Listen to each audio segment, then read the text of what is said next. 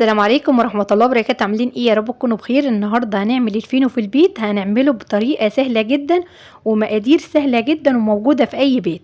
اللهم بارك، الفينو طالع طري جدا وهش وكمان خفيف جدا. هقولك بقى على طريقة العجينة المظبوطة وكمان السوى المظبوط، بس يا ريت تتابعي للاخر. انا عايزاكي تجربيه علشان المدارس دخلت علينا ومش كل يوم هنشتري فينو. لو عايزة تعملي كمية كبيرة وتقعد معاكي الأسبوع كله هقولك على طريقة حفظها، بس تابعيني للآخر علشان تطلع معاكي طرية في الآخر وكمان تكون خفيفة جدا. يا ريت بقى لو أول مرة تشوفي قناتي يا ريت تدعميني باللايك واشتراك للقناة علشان يوصلك مني كل جديد. أول حاجة هنسمي الله ونصلي على الرسول عليه أفضل الصلاة والسلام. أنا هقولك النهاردة على مقدار الكيلو مظبوط 100%، تقدري بقى تطبقي مقدار الكيلو على أي مقدار أنت حباه. الخليط النهاردة أنا عاملاه لبن ومية، ممكن تستغني عن الحليب لو انت مش حابه تحط حليب وتعجني بميه عاديه خالص من الحنفيه. يعني انا نزلت كده ب 200 جرام حليب درجه حراره المطبخ و200 جرام ميه عاديه خالص من الحنفيه، ونزلت عليهم ب 50 جرام سكر ابيض و100 جرام زيت.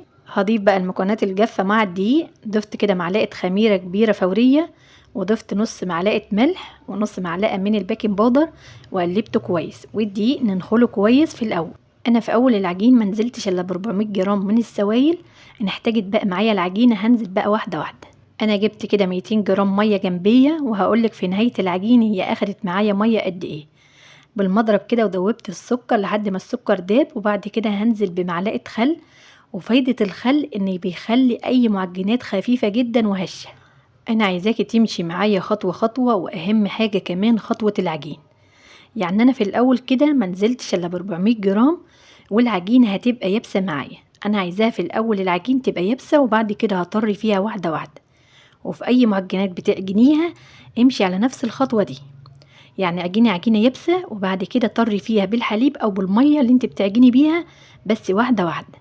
العجينه الطريه هتغلبك جدا في وقت التشكيل وكمان في العجين، والنتيجه مش هتطلع معاكي مظبوطه خالص. شايفين؟ يعني انا كده قلبت الاول بالمعلقه وبعد كده شلت المعلقه ونزلت بايدي. في اول العجين كده فيه تلزيق، بس انا لسه ما لتتش العجينه، يعني ما اعرفش العجينه هتحتاج معايا ميه ولا لا. انتوا كده شايفين العجينه ناعمه وكمان ما فيهاش اي تلزيق، بس العجينه لسه تقيله وكمان يابسه جامد. هحط ميه بقى وانزل واحده واحده واعجن في العجينه لحد ما اوصل للقوام اللي انا عايزاه. انا عايزه عجينه طريه بس ما فيهاش اي تلزيق. ازاي بقى نوصل لعجينه طريه ما فيهاش تلزيق؟ ان احنا نطري فيها واحده واحده.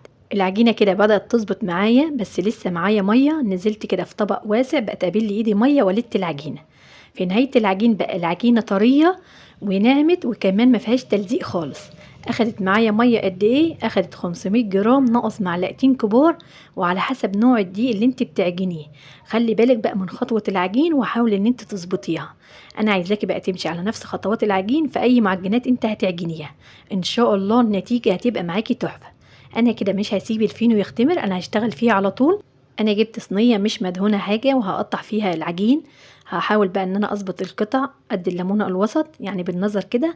قطعي الكميه كلها وغطيها بكيس عشان ما تعملش معاكي طبقه ناشفه.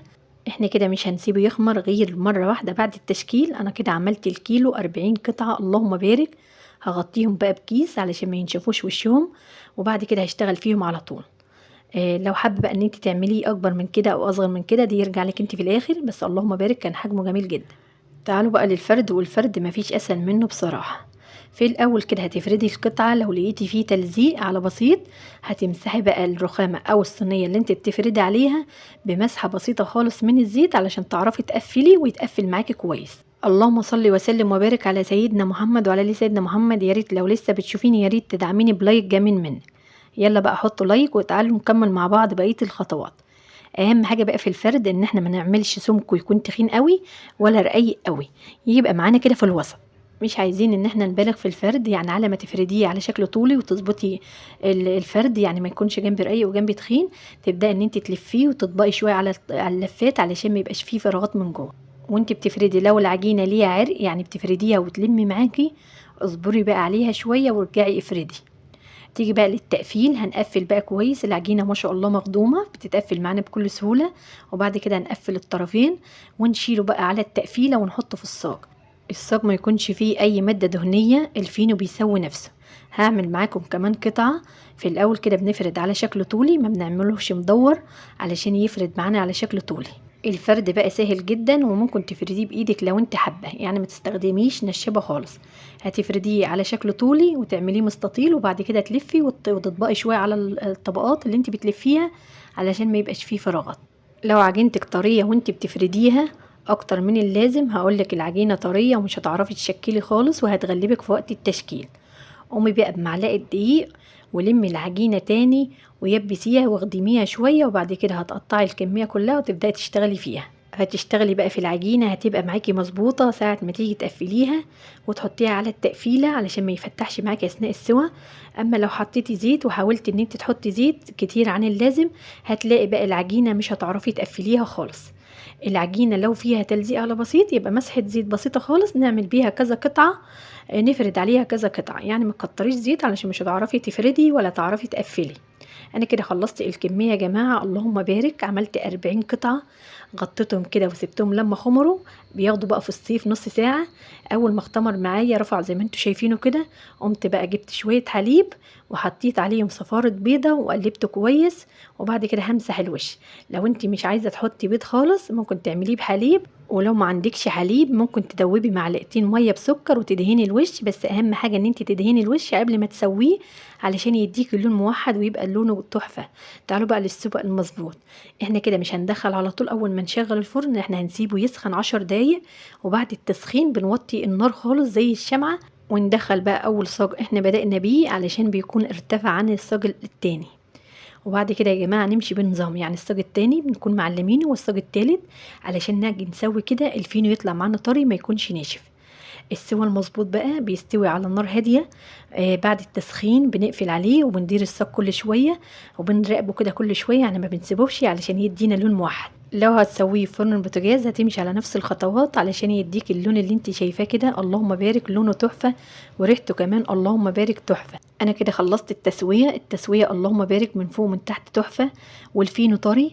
لو بيطلع معاكي ناشف من الفرن على طول اول ما بيطلع بفوطه او بكيس وغطيه، وسيبيه بعديها دقيقه واحده هتلاقيه رجعت معاكي طري، وكمان وشه كده هيكون طري وبيلمع معاكي اللهم بارك. شايفين بقى اللمعان اللي في الفينو بجد تحفه وكمان طري. انا عايزاكي بقى تجربيه، هيوفر لك كتير. يعني الكيلو عمل معايا 40 قطعه اللهم بارك. ممكن تعملي 2 كيلو يقعدوا معاكي كده 10 ايام.